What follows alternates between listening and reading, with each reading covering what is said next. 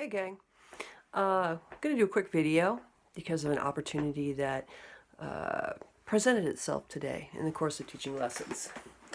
We're in the middle of seasonal change periods, 70 degrees on Sunday and Saturday. It's now a high of 53 degrees, maybe 59 degrees for a couple days. It's going to bounce back into the mid-70s tomorrow. One day you're going to have rain, one day you're going to have the heaters running in the house again, and anyway, your string instruments don't really like this. So this is a tip for the double bassists and cellists out there.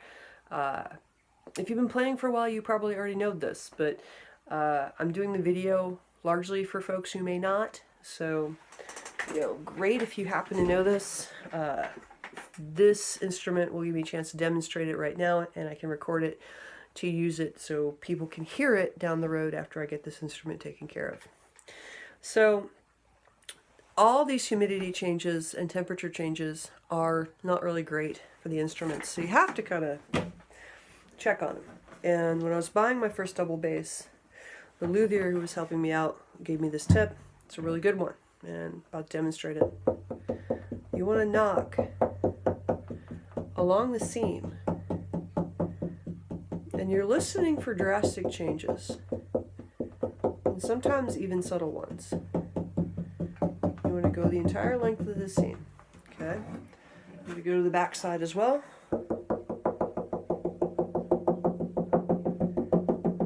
Okay, so far so good. Now I'm gonna go to this seam, and this is probably a sound you don't want to hear.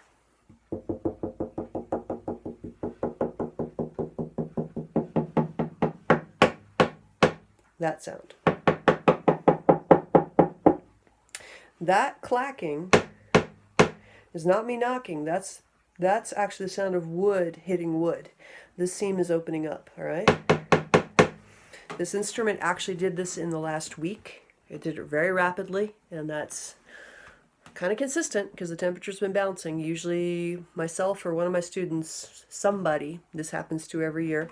I was busy with a couple of other projects and just did not give this the attention it probably should have had the last couple of weeks. I've been playing it, but yeah, probably needed to give it a little more humidity than I did. All right, so once I heard that today, I was playing it during a lesson, and I kind of reached down and just did this out of like a reflex, and I could hear the change, and I put my finger there and I could feel it. So let me show you what's going on. Hopefully we can get this on camera. That corner, this seam is held on with glue, and if you can look carefully, hopefully I can get this in. Well, maybe I can't. I'll just do this. Hopefully we'll just be gentle. Okay. Move again. See that? This whole side, there's a crack in the glue seam from here all the way down to here. All right. Let's try to move it, but there we go.